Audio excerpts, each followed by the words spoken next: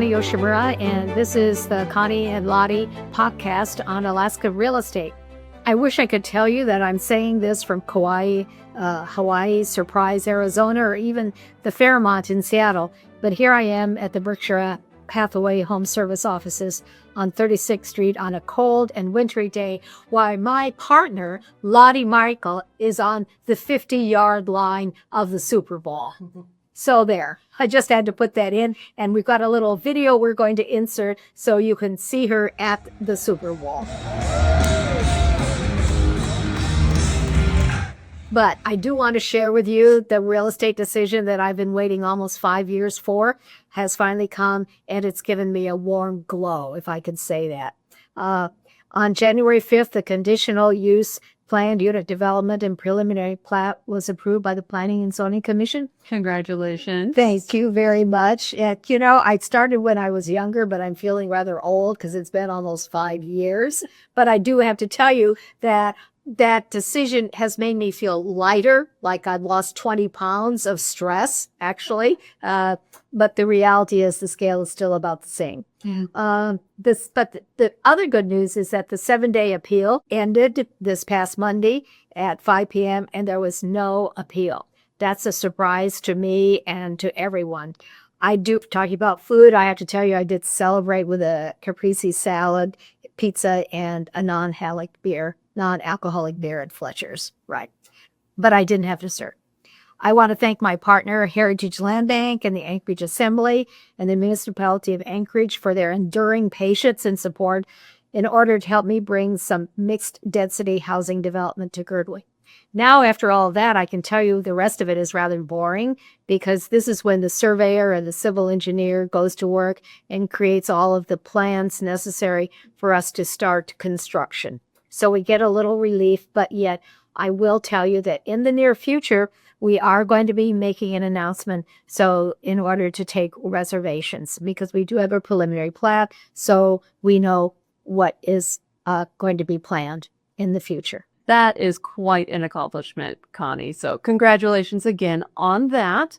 But moving ahead to things that are going on in the marketplace today, what do you think are today's kind of best buys for residential construction? Well, residential construction is very expensive. It's about 35% more costly than a resale property. Our resale properties are 40 years old. And so the daunting factor is the affordability factor for new construction. A piece of sheetrock from China costs the same, whether it's in a $2 million house or a subsidized affordable condominium. And the other interesting thing is that the first-time home buyer is about 40 years old now, and the majority of them are women. And so many of them have saved for a down payment, or they've been gifted for a down payment. And so that gift usually comes from grandparents or their aging boomers who have made a lot of money through wise investments in the stock market. I actually remember when the stock market was about 8,000 and I didn't buy anything. And now it's 50,000. So, there you go. I buy dirt instead. And sometimes I win and sometimes I lose, right? Well, are these new homeowners, and they're looking in the market, like, what is the opportunity? I mean, how many houses do we have for sale? Well, we have about 136 residential properties in the multiple listing service right now. And we have about 1.5 times more than that in the Mat-Su Valley. But the average sale price in Anchorage is $531,000, and in the Mat-Su, it's $440,000. So that's about $100,000 difference. So what you'd have to decide as a buyer, are you willing to make that 47-minute drive twice a day to the valley to save $100,000 and to buy a brand new house on a larger lot versus a 40-year-old home? That here's an anecdote that I just recently heard. We never really had building codes until 1992. And so one anecdote I heard was that when someone was doing remodeling on an older property and they opened up the paneling, they found newspapers stuffed between the studs for insulation. Not a money bag? No, not a money bag. But when we're talking about new construction, the best buys today and tomorrow will really be townhouses. Townhouses are attached. They're sort of like what I want to call the new single family. Okay. And particularly if they're not all lined up straight with a 20-foot, driveway. All right. But if they're set back, one of them is set back a little, then that makes it a little more interesting and you're able to have more windows. Each side is able to have more windows. And if you can find one of those and you can have a backyard, people want a backyard. They don't care how big the backyard is. They just want a 20-foot wide backyard or a 24-foot wide backyard, and maybe even 10 feet or 20 feet for the backyard. They want to plant a tree. They want to plant some flowers. They want to have a place for the dog to go outside and the kids to play, right? Because nobody wants to play in the street anymore, okay? Because people don't feel that it's safe. Even community gardens, and playgrounds, people don't want to send their kids down the street or a block or two away. They want to keep them close. And so you definitely need that backyard. I can absolutely see that. You can see that because you have children yourself, right? Okay. So that average home in 42 years old is worth a value. It's just, you can't say it's worth 35% more than a new construction house, particularly when you're talking about the McMansions. That's what we call them. And most of them are up on the hill. Some of them are 6,000 square feet or 10,000 square feet or 12,000 square feet. So they take a high value price per square foot, even though they're 20 or 30 or 40 years old, and they compare it to the cost of new construction. And that's when their houses will sit on the market for a very, very long time. Because in many ways, they're cosmetically and to a certain extent, lifestyle, not amenable to what we're looking at today. Today, houses are getting smaller and the rooms are becoming a little more defined. So let's talk about the great room and the kitchen and the dining area. It's still all one area, but there is definition to it. And how do you create that definition?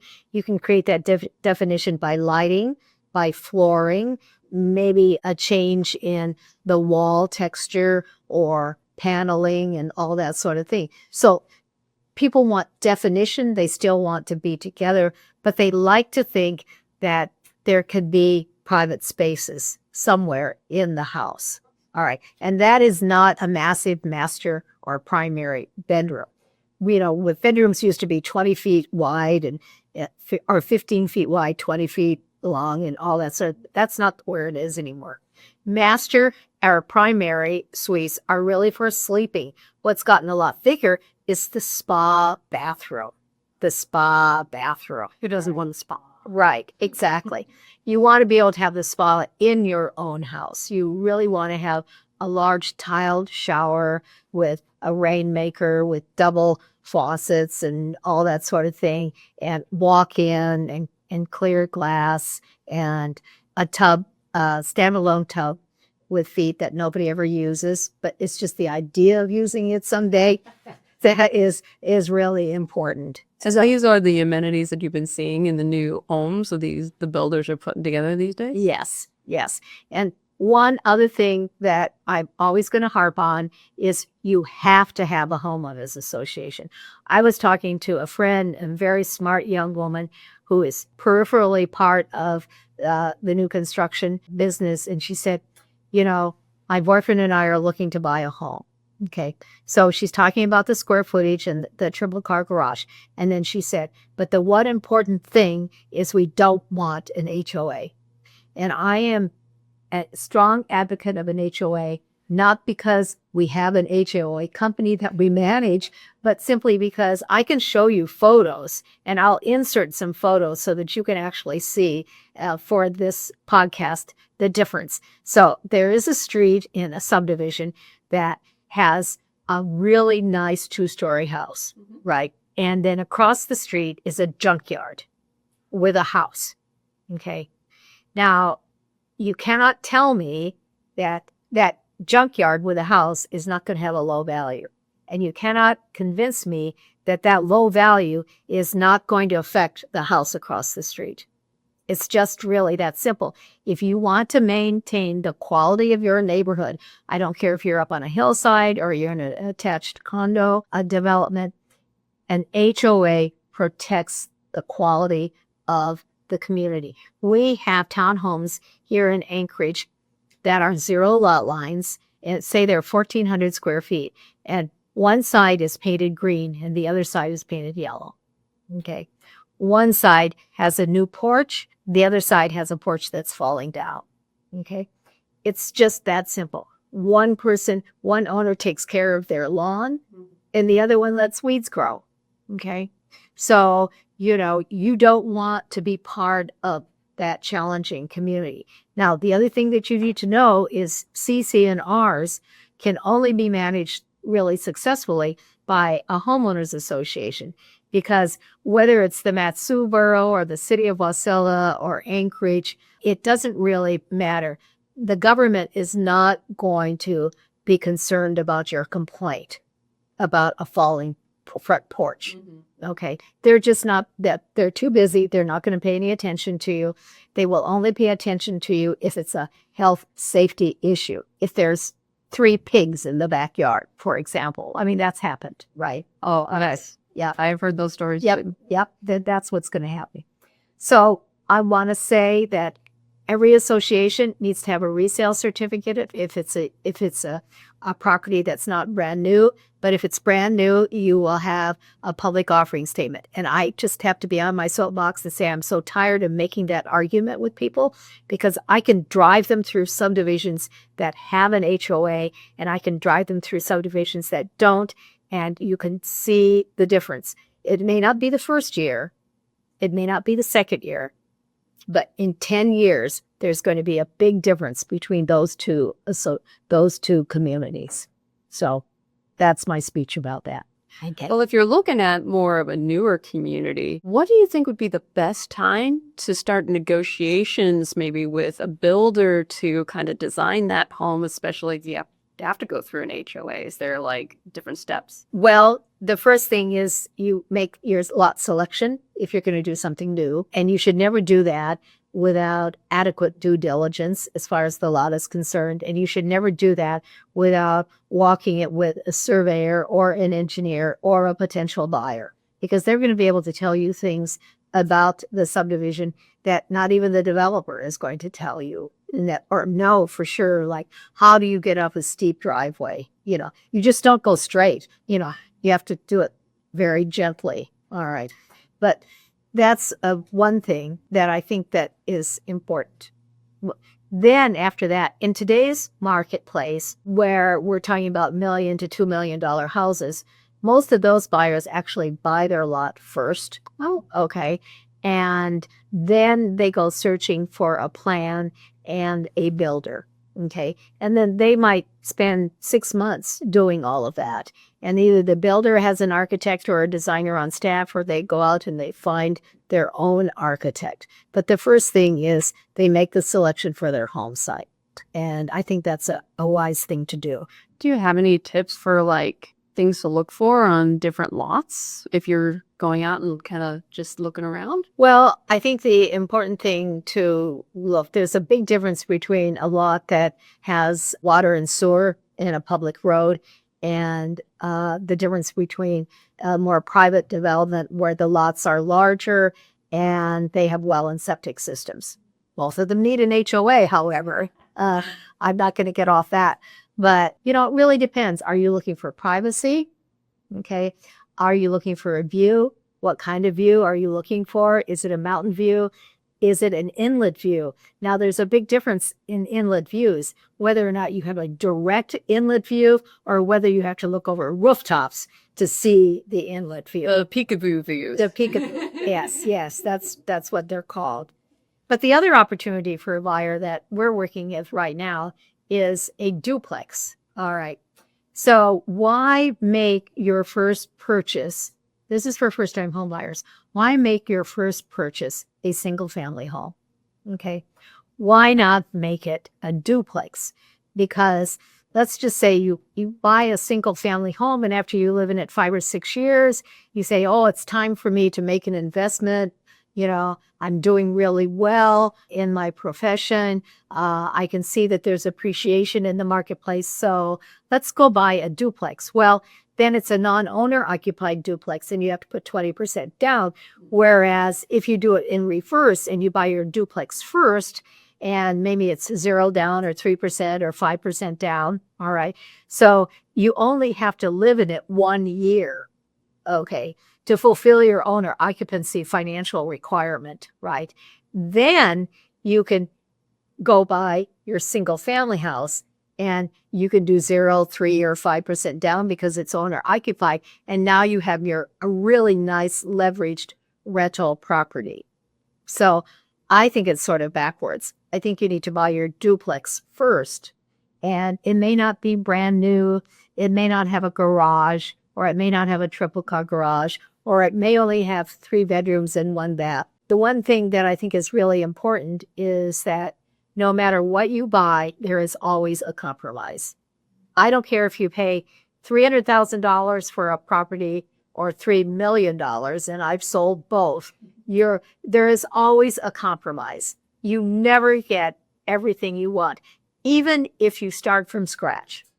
Okay, because you have topo that you have to deal with, you have other things, soils conditions, all that sort of thing, which is going to dictate in part some of what you're going to build. Okay. And life may change.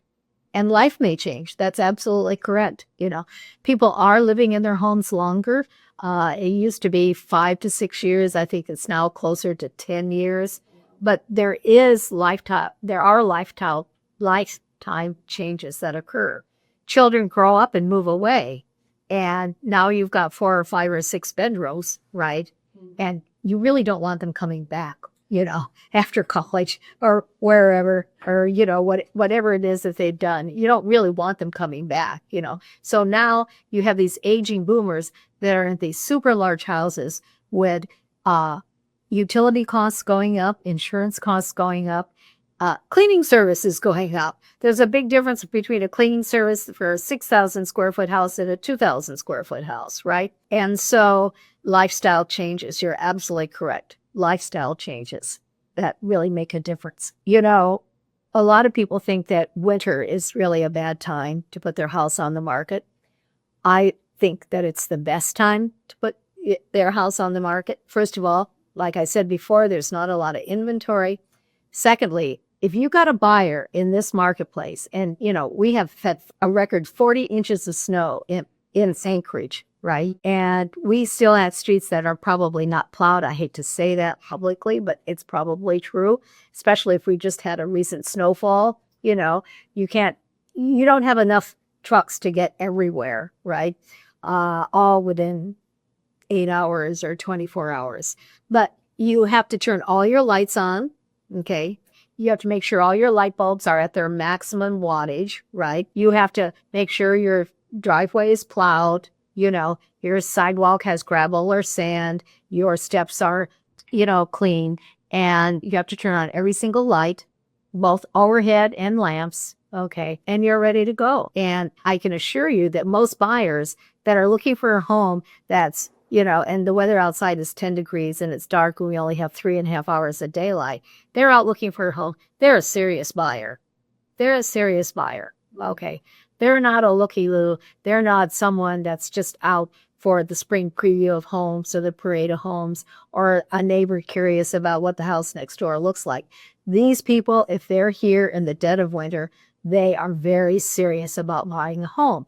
And we find that most of the relocation buyers start trickling in about the 3rd week in January. And why is that? That's because it's taking them time to find a home. The average time on the market is 32 days. Let's say, even though we have a plethora of mortgage loan originators, too many than what we really need in this marketplace, let's say it's going to take another 45 days or 60 days to close, right? So then that's February, March, April. And so when school gets out in May, then the family moves. And it's very important for them moving from Texas or California or Florida or Montana or even the Northeast where they're coming from. We have a lot of medical people coming from the Northeast, that their family has a nice home to get settled in and can enjoy all the sunshine, all the flowers, all the hiking, all of that sort of thing in the summer, right? They don't want to bring their families in the wintertime because then the family is unhappy, right? So they bring them in the late spring and early summer so that everybody can have a wonderful time before school starts and before it starts getting dark, right? And cold. So I think now is really the very best time to put your home on the market. So I think, Lottie, Michael, and I, we have this weekly podcast on commercial and residential real estate. I want to encourage you to continue to listen to us. You're not going to find any hunting or fishing tips because we don't do that, right? But the cold hard facts on what's happening in our marketplace. So check us out on YouTube or go to alaskarealestatepodcast.com, and I'll see you next week with Lottie if she ever gets back from the 50-yard line. I do hope so.